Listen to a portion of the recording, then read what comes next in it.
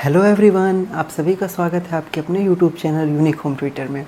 जैसा कि आप सभी लोग जानते हैं कि हम लोगों ने कल यानी 9 अप्रैल को साइंस का एक नया सेशन स्टार्ट किया है अपने चैनल पे, जिसमें हम लोग पूरे साइंस को पढ़ने वाले हैं। चाहे आपका बायोलॉजी का पोर्शन हो, चाहे केमिस्ट्री का पोर्शन हो और चाहे फिजिक्स का पोर्शन हो। और ये जो सारे कंटेंट रहेंगे आपके यूपी पीसीएस के एग्ज़ाम से लेकर के जितने भी आप वनडे एग्ज़ाम देते हैं, चाहे एसएससी एमटीएस का एग्ज़ाम हो, चाहे आप सीएचएसएल की बात कर लें, चाहे सीजीएल की बात कर लें, है ना, एसएससी के तीनों एग्ज़ाम जो भी फेज़ हैं, या आप टीचिंग एग्ज़ाम की तैयारी कर रहे हैं जैसे कि भी जूनियर एडेड का है, या आप सीटेट की तैयारी कर रहे हैं, यूपी टेट की तैयारी कर रहे हैं, तो जो हमारे ये वीडियो हैं सभी एग्ज़ाम्स के लिए क्या रहेंगे, बेनिफिशियल रहेंगे। और आगामी वैसे भी बहुत एग्ज़ाम आने वाले हैं, जैसे अगर एनटीपीसी सीबीटी 2 की बात करें तो वो भी होना है, और रेलवे के एग्ज़ाम्स भी आ रहे हैं। तो इनमें साइंस के क्वेश्चन क्या रहते हैं, काफ़ी ज़्यादा पूछे जाते हैं और अच्छे लेवल के क्वेश्चन रहते हैं। तो हमारे वीडियो में क्या यही सब मतलब आपको मिलने वाला है। तो मैंने कल अपने पिछले वीडियो में डिस्कस किया था कि हमारा सिलेबस क्या रहेगा, किस हिसाब से हम पढ़ने वाले हैं। तो आज मैं आपको जैसा कि मैंने कल ही आपको बता दिया था कि सबसे पहले हम बायो को कवर करेंगे, उसके बाद फिर हमारा केमिस्ट्री या फिजिक्स जैसा आप लोग चाहेंगे हम लोग उस हिसाब से करेंगे। मेरी थोड़ा तबीयत ख़राब है तो जिस वजह से लेट नाइट ही अपलोड करता हूँ वीडियो, ताकि कोई प्रॉब्लम ना हो। तो आइए समझ लेते हैं क्या बायोलॉजी के बारे में, क्योंकि हम लोग बायोलॉजी जब पढ़ेंगे तो उससे पहले हम बायोलॉजी के बारे में जान लें कि बायोलॉजी है क्या, तभी ना उसके बारे में हम पढ़ेंगे। तो सबसे पहले हम क्या करते हैं, बायोलॉजी के बारे में जान लेते हैं कि बायोलॉजी है क्या, क्योंकि इंट्रोडक्शन वीडियो में से भी कुछ ना कुछ क्वेश्चन 2-4 क्वेश्चन पूछ लिए जाते हैं एग्ज़ाम्स में। हालांकि अब उतना नहीं आता है, लेकिन तब भी हम क्यों छोड़े, जब हम पढ़ ही रहे हैं तो हम एकदम बेसिक से स्टार्ट करें और अच्छे से पढ़ें सारी चीज़ों की, हमेशा हमारे लिए काम दे। और अगर हम छोड़ करके पढ़ेंगे तो उसका कोई मतलब नहीं निकलने वाला है। तो हम लोग इसमें क्या एक बेसिक से हाई लेवल तक जाएंगे, एकदम अच्छे फ्लो में चलेंगे। तो और समझते हैं बायोलॉजी है क्या। तो जो ऐसे हमारी बायोलॉजी है, जैसा आप देख पा रहे होंगे कि बायोलॉजी या जीव विज्ञान हम कहें तो 2 शब्दों से मिल करके बना है। कितने शब्दों से मिल करके बना है, 2 शब्दों से मिल करके बना है। और वो शब्द कौन से भाषा से लिए गए हैं, तो ग्रीक लैंग्वेज से लिए गए हैं, जिनका पहला क्या है बायोस और दूसरा क्या है लॉगस। जहाँ पे जो ये बायोस है, इस बायोस का मतलब होता है जीवन। क्या होता है, जीवन। और यदि मैं लॉगस की बात करूं तो इसका मतलब होता है टू स्टडी, यानी कि अध्ययन करना। क्या होता है, बायोस का मतलब होता है जीवन, और जीवन किसके अंदर होता है, सजीव के अंदर होता है, यानी ऑल लिविंग बींग्स। हम बायोस का मतलब क्या बोल सकते हैं, ऑल लिविंग बींग्स, यानी सभी सजीव। ठीक। लॉगस का मतलब क्या हो गया, टू स्टडी, यानी कि अध्ययन करना। तो हम इस हिसाब से हम इसका क्या शाब्दिक अर्थ निकाल सकते हैं कि बायोलॉजी क्या है, विज्ञान की वह शाखा है, जीव विज्ञान की वह शाखा है जिसके अंतर्गत हम क्या करते हैं, सजीवों का अध्ययन करते हैं, या सजीव वस्तुओं का क्या करते हैं, अध्ययन करते हैं। ठीक। तो ये तो क्या हो गई हमारे बायोलॉजी के बारे में बात। अब जब हम बायोलॉजी पढ़ ही रहे हैं तो हमारे दिमाग में क्वेश्चन आता होगा कि ये जीव सजीव होता क्या है ना, यानी सजीव है क्या। तो सजीव उन्हें कहते हैं जिनके अंदर जीवन होता है। क्या होता है, जिनके अंदर जीवन होता है। सॉरी, थोड़ा गला फंस रहा है मेरा। तो होता क्या है, सजीव कौन है, जिनके अंदर जीवन होता है।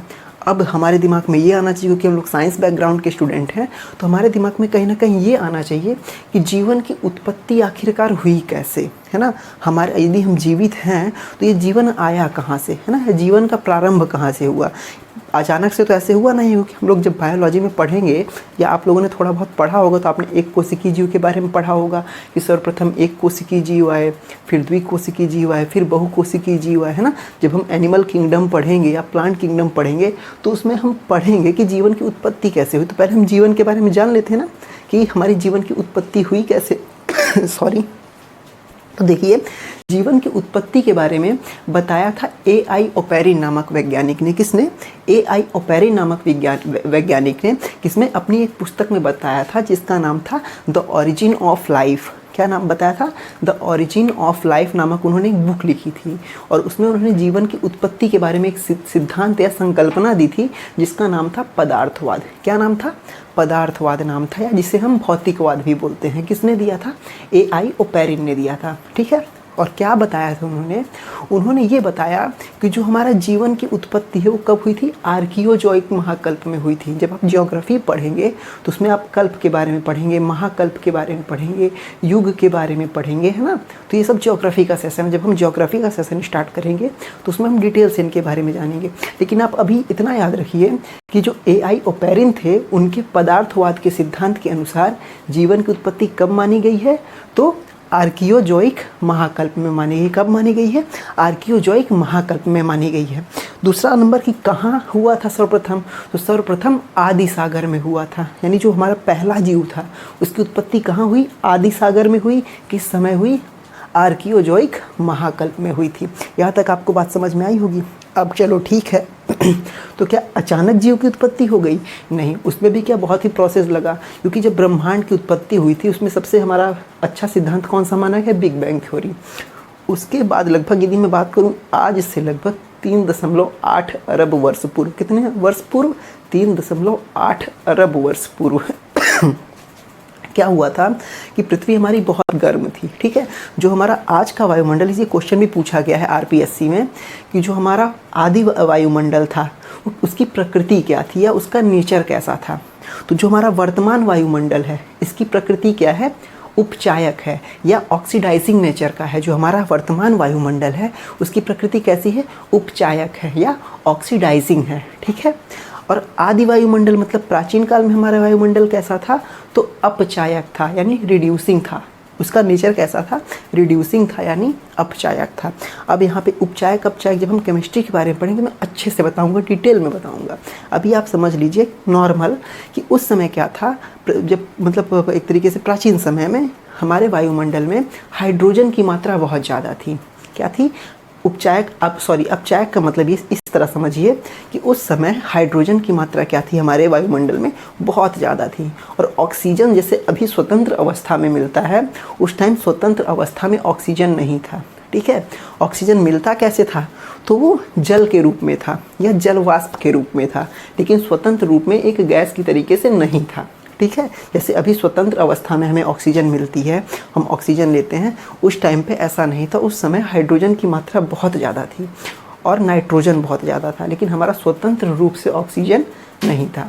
तो हुआ क्या, जैसे जैसे टेम्परेचर कम होता गया, ठीक, क्या होता गया, टेम्परेचर कम होता गया सॉरी जैसे जैसे हमारा टेम्परेचर कम हुआ तो हुआ क्या, जो एक अणु थे ये अणु आपस में क्या हुए, मिले जुले या टकराए, उनमें आकर्षण हुआ, प्रतिकर्षण हुआ, तो जिससे क्या हुआ, ऑर्गेनिक कंपाउंड का निर्माण हुआ, ठीक है। अब ऑर्गेनिक कंपाउंड कैसे मिल गए, तो जैसे जैसे इसका टेम्परेचर ठंडा होता गया है ना, हमारा जो मतलब एक तरीके से टेम्परेचर जब ठंडा हुआ तो हुआ क्या, कॉस्मिक रे आई, है ना, या सौर विकिरण आई या यूवी रेज आई। जब इन ऑर्गेनिक कंपाउंड्स में मतलब इन अणुओं पे पड़ी तो उन्होंने किसका निर्माण किया, ऑर्गेनिक कंपाउंड का निर्माण किया। अब ये ऑर्गेनिक कंपाउंड कौन कौन से हैं, तो पहला एमिनो एसिड है ना, जिससे हमारा क्या प्रोटीन या प्रोटीन का लास्ट उत्पाद है ना। दूसरा हमारा क्या हुआ, फैटी एसिड हुआ, मीथेन हुआ, मतलब इस तरह के कई ऑर्गेनिक कंपाउंड का क्या हुआ, निर्माण हुआ। और यही जो ऑर्गेनिक कंपाउंड थे आगे चल कर के जीवों की उत्पत्ति के मूलभूत कारण बने, क्योंकि इन्हीं कंपाउंड से मिलकर के हमारे जीव द्रव्य का क्या होता है, निर्माण होता है। किसका, जीव द्रव्य का निर्माण होता है, जो कि हमारे सेल में पाई जाते हैं, है ना। जीव द्रव्य कहाँ होती है, हमारे सेल में होती है। तो इन्हीं सब कार्बनिक यौगिकों से क्या बना, हमारा जीव द्रव्य का निर्माण होता है। ये बात किसने बनाई थी, तो एक मिलर नाम के वैज्ञानिक थे। उन्होंने 1955 में, कब, 1955 में एक संकल्पना दी थी और उन्होंने एआई ओपेरिन जो थे हमारे, ओपेरिन की बात को आगे उन्होंने बढ़ाया था, किसने, मिलर ने। तो उन्होंने इस बात को सिद्ध भी किया था कि जो हमारे जीव द्रव्य है वो इन्हीं ऑर्गेनिक कंपाउंड से मिल करके बनता है। तो बहुत ढेर सारा प्रोसेस हुआ था हमारे जीवन की उत्पत्ति में, ठीक है। तो जो हमारे जीवन की उत्पत्ति है हुई कैसे हुई, आपको समझ में आया। पहला क्वेश्चन क्या है, कब हुई थी, तो हमारे आर्कियोजॉइक महाकल्प में हुई थी। कहाँ हुई थी, आदि सागर में हुई थी, है ना। और इससे क्या, हाँ, क्वेश्चन जो आरपीएससी में आया हुआ है कि मतलब प्राचीन समय में हमारे वायुमंडल की प्रकृति कैसी थी, तो अपचायक थी या रिड्यूसिंग थी। वर्तमान समय में कैसी है, उपचायक है या ऑक्सीडाइजिंग है। ये हुआ कि हमारे जीवन की उत्पत्ति के बारे में। अब आगे हम समझ लेते हैं क्या, बायोलॉजी के बारे में, क्योंकि हम बायोलॉजी पढ़ रहे हैं तो हमने बायोलॉजी का शाब्दिक अर्थ जान लिया। अब ये समझ लेते हैं शाब्दिक अर्थ तो हो गया, लेकिन बायोलॉजी का सर्वप्रथम उपयोग किसने किया, बायोलॉजी नाम किसने दिया, है ना। तो बायोलॉजी शब्द का सर्वप्रथम प्रयोग किसने किया था, लैमार्क तथा ट्रेविरेनस ने किया था। कब किया था, 1802 में, ठीक है। कि बायोलॉजी शब्द का सर्वप्रथम प्रयोग, बायोलॉजी के मतलब बायोलॉजी के स्टडी नहीं की है इन्होंने, केवल इन्होंने बायोलॉजी नाम दिया है ना, या बायोलॉजी शब्द का प्रयोग किया है। तो किसने किया था बायोलॉजी शब्द का सर्वप्रथम प्रयोग, लैमार्क और ट्रेविरेनस ने किया था, ठीक है। कब किया था, 1802 में किया था। हालांकि ये इतना ज़्यादा इम्पॉर्टेंट नहीं है, बस आप याद रखिएगा कि बायोलॉजी शब्द का सर्वप्रथम प्रयोग किसने किया, लैमार्क तथा ट्रेविरेनस ने किया। चलो ये हो गया, नामकरण हो गया।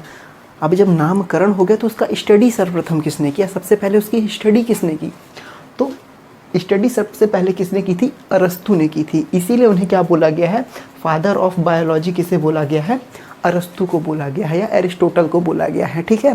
तो यहाँ पे देखिए 2 क्वेश्चन हमारे बन गए। पहला क्वेश्चन ये पूछा जाता है कि बायोलॉजी का नामकरण किसने किया, तो किसने किया, यदि ऑप्शन में लैमार्क रहेगा तो आप लैमार्क को टिक करेंगे, यदि ट्रेविरेनस है ट्रेविरेनस को टिक करेंगे, यदि दोनों है तो दोनों को एक साथ करेंगे, यदि अलग अलग है तो पहले लैमार्क को आप ज़्यादा प्रायोरिटी देंगे। तो हमारे बायोलॉजी शब्द का सर्वप्रथम प्रयोग किसने किया, लैमार्क ने किया, सीधा सीधा। दूसरा, फादर ऑफ बायोलॉजी किसे बोला गया है, अरस्तु को बोला गया है। क्यों बोला गया है, क्योंकि इन्होंने सर्वप्रथम बायोलॉजी का क्या किया था, अध्ययन किया था, ठीक है। अब आगे हम आते हैं, अब हमने बायोलॉजी के बारे में जान लिया, फादर ऑफ बायोलॉजी के बारे में जान लिया। अब हम लोग पढ़ते कैसे हैं बायोलॉजी को, तो बायोलॉजी को हम 2 पार्ट में डिवाइड करके पढ़ते हैं। कितने पार्ट में डिवाइड करके पढ़ते हैं, 2 पार्ट में डिवाइड करके पढ़ते हैं। पहला हमारा हो जाता है बॉटनी और दूसरा हो जाता है हमारा जूलॉजी। क्या हो जाता है, पहला हो जाता है हमारा बॉटनी और दूसरा हो जाता है हमारा जूलॉजी। अब यदि मैं बात करूँ इधर हमारे बॉटनी की, तो जो बॉटनी है, बॉटनी का जनक किसे कहा जाता है, या फादर ऑफ बॉटनी किसे कहा जाता है, फादर ऑफ बॉटनी, तो ये कहा जाता है थियोफ्रेस्टस को। किसको, थियोफ्रेस्टस को। किसको कहा जाता है, थियोफ्रेस्टस को फादर ऑफ बॉटनी यानी वनस्पति विज्ञान का जनक किसे बोला जाता है, थियोफ्रेस्टस को बोला जाता है। क्यों बोला जाता है, क्योंकि इन्होंने एक बुक लिखी थी। क्या लिखी थी, इन्होंने एक बुक लिखी थी जिसका नाम था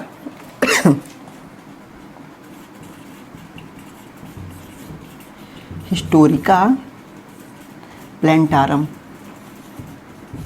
क्या था, हिस्टोरिका प्लैंटारम नामक एक इन्होंने बुक लिखी थी। किसने, थियोफ्रेस्टस ने। और इसमें उन्होंने लगभग 500 से अधिक, है ना, 500 से अधिक प्रजातियों के बारे में बताया था। वनस्पति के या पेड़ पौधों के लगभग 500 से अधिक प्रजाति के बारे में डिटेल में बताया था। किसने बताया था, थियोफ्रेस्टस ने बताया था। इसलिए थियोफ्रेस्टस को क्या बोला गया है, फादर ऑफ बॉटनी या वनस्पति विज्ञान का जनक बोला गया है। किसे, थियोफ्रेस्टस को। यदि मैं इसे आप लोग नोट कर लिए हो तो मैं इसे थोड़ा मिटा देता हूँ, ठीक है, क्योंकि अभी ये ज़रूरत पड़ेगा। बुक का नाम याद रखिएगा, क्या है, हिस्टोरिका प्लैंटारम या फादर ऑफ बॉटनी किसे बोला गया है, थियोफ्रेस्टस को बोला गया है। अब यदि मैं बात करूँ किसकी, जूलॉजी यानी जंतु विज्ञान।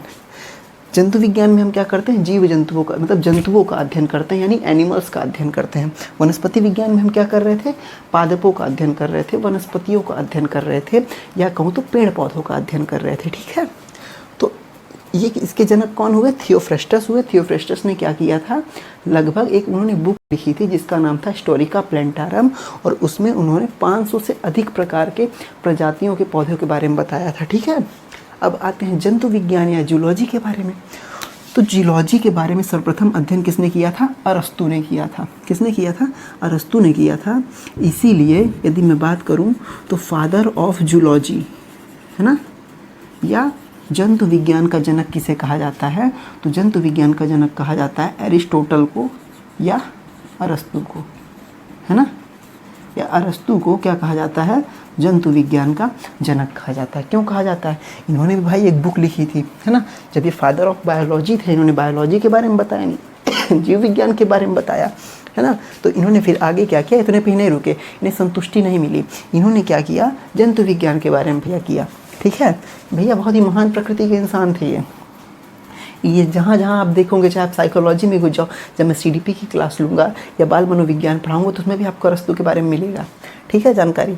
तो अरस्तु बहुत ही बड़े वाले थे, ठीक। तो यहाँ पे फादर ऑफ जूलॉजी किसे बोला गया? अरस्तु को बोला गया। इन्होंने एक बुक लिख डाली है ना ये इतने विद्वान थे कि हर क्षेत्र में घुसे हुए थे, और इन्होंने एक बुक लिखी हिस्टोरिका एनिमेलियम। कौन सी बुक थी? हिस्टोरिका एनिमेलियम। और इसमें इन्होंने भाई साहब क्या किया, 500 से अधिक, है ना, जीवों के बारे में अध्ययन, मतलब इन्होंने मतलब डिटेल में बताया, है ना। तो इसलिए इन्हें हम क्या बोलते हैं? फादर ऑफ जूलॉजी हम किसे बोलते हैं? अरस्तु को बोलते हैं। तो अब आइए देखते हैं हम लोगों ने यहाँ पे क्या क्या सीखा। स्टार्टिंग में एक बार आप लोगों ने सबसे पहले जाना बायो के बारे में कि बायोलॉजी होती क्या है। तो बायोलॉजी 2 शब्द से मिलकर के बनी है, बायोस प्लस लॉगस, है ना, जिसमें बायोस का मतलब होता है क्या? सभी जीव जंतु, है ना, ऑल लिविंग्स या जीवन, ठीक।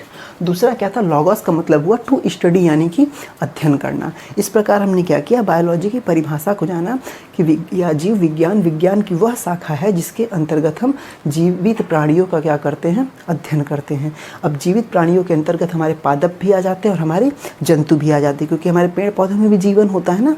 उसके बाद हमने जीवन के बारे में जाना, ठीक। उससे रिलेटेड क्वेश्चन जो पुटअप होते हैं उनके बारे में हमने समझा। फिर हमने देखा कि सर्वप्रथम बायोलॉजी का प्रयोग किसने किया था? तो लैमार्क और ट्रेविरेनियस ने किया था। कब किया था? तो 1802 में किया था। फिर फादर ऑफ बायोलॉजी किसे बोला जाता है? अरस्तु को बोला जाता है। कन्फ्यूज़ मत होइएगा, इसमें अधिकतर कन्फ्यूज़न आती है। तो फादर ऑफ बायोलॉजी अरस्तु को बोला जाता है। क्यों बोला जाता है? क्योंकि उन्होंने जीव विज्ञान का अध्ययन किया था सर्वप्रथम, ठीक। और बायोलॉजी नाम किसने दिया था? तो लैमार्क ने दिया था। फिर अब हम बायोलॉजी को जब पढ़ रहे हैं तो हम लोग कितने पार्ट में डिवाइड करके पढ़ते हैं? जो हमारा सिलेबस है हम लोग 2 पार्ट में डिवाइड करके पढ़ते हैं।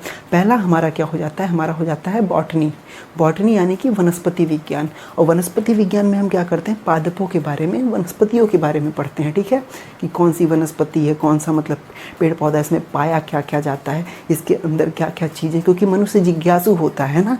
जिज्ञासी मतलब जो प्रकृति है वो जिज्ञासु है, ठीक है। तो ये मतलब जानने की कोशिश करता है, दोहन करता है उन चीज़ों का। जो भी चीज़ें हमारे पास है, मनुष्य क्या समझता है कि जितनी भी चीज़ें हमें मिली हैं उन सब का हम क्या करें? उपभोग करें, ठीक है। तो उपभोग करता है। उपभोग कब करेगा? उसके बारे में जब जानेगा कि इससे हमारा क्या फ़ायदा है, क्या नुकसान है, जब उसके बारे में डिटेल में पढ़ेगा तभी ना जानेगा। तो फिर हम कितने 2 पार्ट में डिवाइड करके पढ़ते हैं, है ना। अब बॉटनी के बारे में जब पढ़ने लगे तो सर्वप्रथम किसने उसके बारे में अध्ययन किया? तो थियोफ्रेस्टस नाम के एक तरीके से वैज्ञानिक थे, जिनका नाम क्या था? थियोफ्रेस्टस। उन्होंने वनस्पति विज्ञान के बारे में अध्ययन किया सर्वप्रथम, और लगभग 500 से अधिक प्रकार की प्रजातियों के बारे में बताया। इसीलिए इन्हें क्या बोला गया? फादर ऑफ बॉटनी बोला गया, या वनस्पति विज्ञान का जनक किसे माना जाता है? थियोफ्रेस्टस को। अब अरस्तु भैया की बात लग गई बुरी, क्योंकि अरस्तु भैया ने यार बायोलॉजी के बारे में बताया और थियोफ्रेस्टस ने उससे एक शाखा निकाल दी वनस्पति विज्ञान के बारे में। इन्होंने कहा भैया हम क्यों रुके, तुमने केवल पादपों के बारे में बताया है, अभी जंतु शाखा बची है, उसके बारे में हम बताएंगे, तुमसे पहले बताएंगे। तो ये क्या करने लगे? जंतु विज्ञान के बारे में बताए, है ना। और जंतु विज्ञान के बारे में इन्होंने एक पुस्तक लिख डाली, हिस्टोरिका एनिमेलियम, है ना। और उसमें उन्होंने 500 से अधिक प्रकार के जंतुओं के बारे में बताया, और इसीलिए इनको कहा गया फादर ऑफ जूलॉजी। इसमें कंफ्यूज मत होइएगा कभी कि जो हमारे अरस्तु थे वो जंतु विज्ञान के भी जनक थे और हमारे जीव विज्ञान के भी जनक थे, और थियोफ्रेस्टस हमारे क्या थे? ये वनस्पति विज्ञान के जनक थे। तो आज के लिए गाइस बस इतना ही। अब कल से हम स्टार्ट करने वाले हैं सेल के बारे में, क्योंकि हम लोगों ने जान लिया है कि सबसे पहले एक कोशिकीय जीव की उत्पत्ति हुई थी, और जैसे नीलहरित शैवाल हुए, है ना, इसलिए इन्हें आदि जीव बोला गया है। यदि क्वेश्चन कभी पूछ ले कि आदि जीव किन्हें बोला गया है, तो जो हमारे नीलहरित शैवाल हैं या जो हमारा माइकोप्लाज्म है, ये हमारे क्या हैं? आदि जीव हैं, ठीक है। तो हम कल से जो हम स्टार्ट करने वाले हैं अपना सेशन, उसमें हम सबसे पहले पढ़ेंगे सेल के बारे में कि कोशिका होती क्या है, क्योंकि हम जीवन के बारे में पढ़ चुके हैं कि जीवन की उत्पत्ति हुई तो कैसे हुई, कहाँ हुई। अब सर्वप्रथम कौन से जीव आए थे? तो आदि जीव आए थे, और आदि जीव की संरचना कैसी थी? एक कोशिकीय थी। अब जब एक कोशिकीय थी तो उसके बाद पहले हमें कोशिका के बारे में जानना पड़ेगा, तो अपने कल के वीडियो में हम लोग कोशिका के बारे में पढ़ेंगे। तो गाइज़ आप लोगों को ये वीडियो आज का कैसा लगा प्लीज़ कमेंट बॉक्स में ज़रूर बताइएगा, और जो आपका आज का सेशन था उसमें कम से कम आपके 3 से 4 नंबर के क्वेश्चन क्या हो जाते हैं? पुटअप हो जाते हैं, ठीक है। ये सब इम्पॉर्टेंट पॉइंट्स हैं, इनको आप लोग क्या कर लीजिएगा, नोट कर लीजिएगा। आज के लिए गाइस बस इतना ही। Thank you.